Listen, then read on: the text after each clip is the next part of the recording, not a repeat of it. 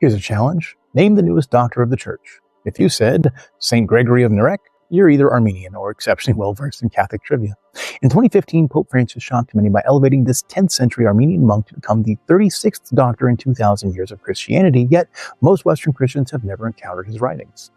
Like a melody that transcends centuries, Gregory's ancient wisdom still speaks to modern hearts. His elevation came precisely during the 100th anniversary of the Armenian Genocide, when his prayers had become a lifeline for suffering people.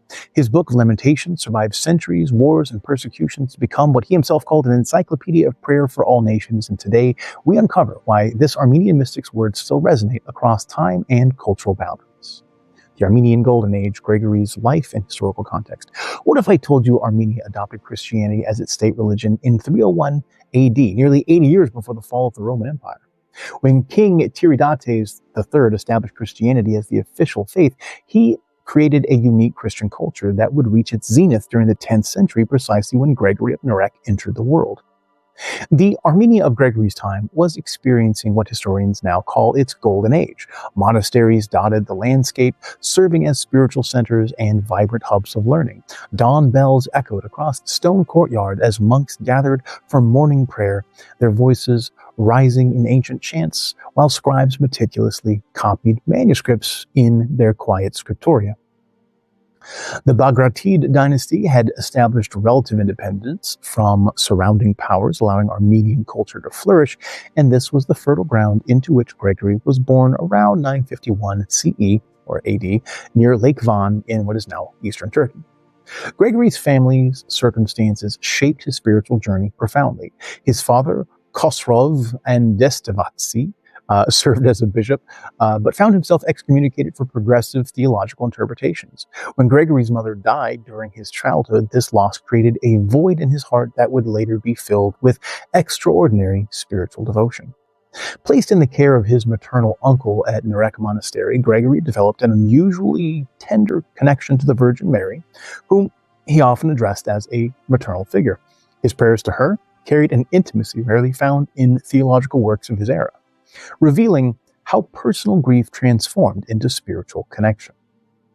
At Narek Monastery, Gregory received a comprehensive education in scripture, theology, philosophy, mathematics, and music, and classical literature. The monastery's extensive library contained works from Greek, Syrian, and early Armenian traditions, exposing him to diverse intellectual currents. Daily rhythms of prayer, contemplation, and scholarly work molded his disciplined spirituality in this peaceful haven amidst what would eventually become a troubled region. Despite his father's excommunication, their relationship provided unexpected benefits. Manuscripts suggest that Khosrov continued mentoring his son from afar, sharing his deep scriptural knowledge. These complex father-son dynamics helped forge Gregory's characteristic blend of rigorous biblical analysis with mystical insight, a combination that distinguished his theological approach from his contemporaries. The mystical poet-theologian, Gregory's literary legacy. While his father gave him analytical rigor, Gregory would forge his own path as a mystic who bridged the gap between theological precision and poetic expression.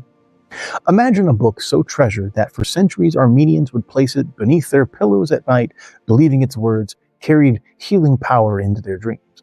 Much like how we might keep a cherished letter or a book nearby during a difficult time, this text offered spiritual comfort in the darkness. What electricity coursed through these pages that made people want it as their final companion before going to sleep? Well, Gregory's literary journey began with, again, scholarly commitments, scholarly commentaries on the Song of Songs, revealing his gift for finding spiritual depths in biblical poetry. Between 1002 and 1003, he composed a masterpiece called the Book of Lamentations, which was an extraordinary collection of 95 prayers stretching over 10,000 lines long in verse. The work stands apart through its distinctive structure, and each prayer opens with speaking with God from the depths of his heart.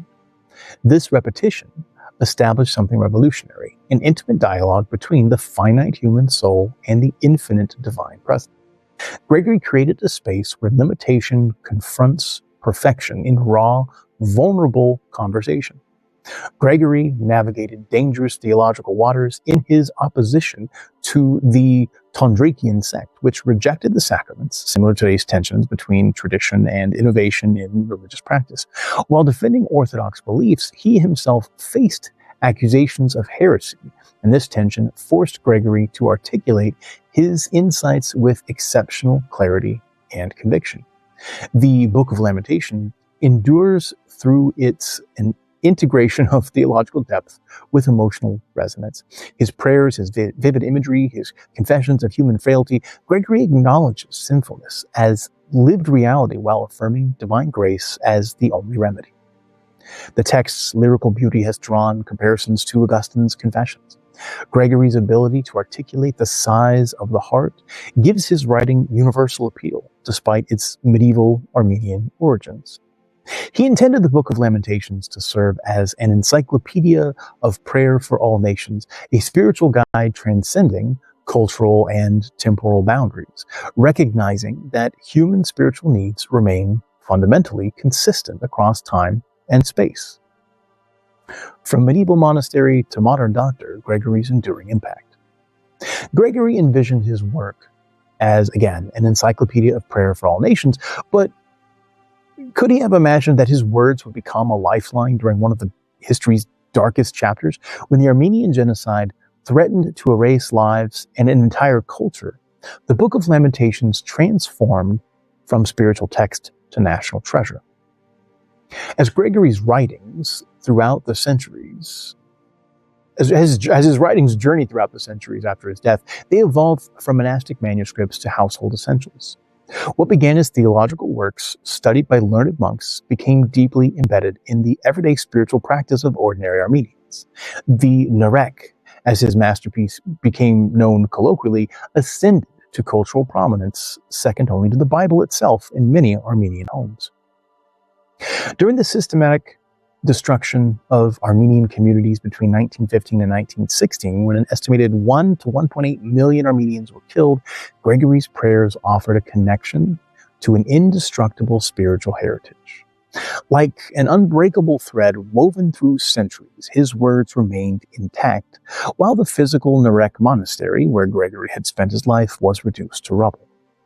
One survivor recalled how her grandmother, fleeing with only a small bundle of possessions, clutched her weathered copy of the Narek against her chest during their forced march. Each night, she would place it beneath her pillow, drawing strength from its presence. And this intimate physical connection, it symbolized something profound. While churches could be destroyed and communities could be scattered, the spiritual identity expressed through Gregory's prayers endured.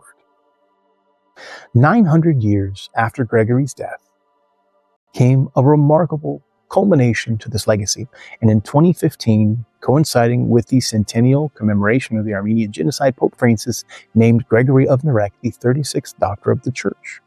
This declaration bridged what had long seemed an unbridgeable ecclesiastical divide, as Gregory belonged to the Armenian Apostolic Church, which had not been in communion with Rome. Archbishop Bogos Levan Zecharian's scholarly reassessment revealed that historical misunderstandings regarding the Council of Chalcedon were primarily semantic rather than substantive, and this theological clarification opened the door for Gregory's elevation. In him, religious leaders from both traditions found a theological mind worthy of universal recognition and a bridge between Eastern and Western Christianity that had grown apart over centuries. In conclusion, Gregory's spiritual insights demonstrate extraordinary brilliance, poetic beauty, and enduring relevance across centuries. As Pope Francis observed, Gregory's writings continue to resonate with contemporary audiences because they express our fundamental human need for divine mercy and transformation. In our fractured world, his prayers speak to the universal experience of suffering and hope. From historical adversity to spiritual redemption, Gregory addressed the unchanging aspects of our journey. "This book will cry out in my place, with my voice as if it were me," he wrote, inviting us to dialogue with the divine across all boundaries. How might his voice speak to your own struggles today? Through centuries of darkness and light, Gregory's wisdom shows us that authentic prayer doesn't just connect us to God, it unites us with each other across time itself.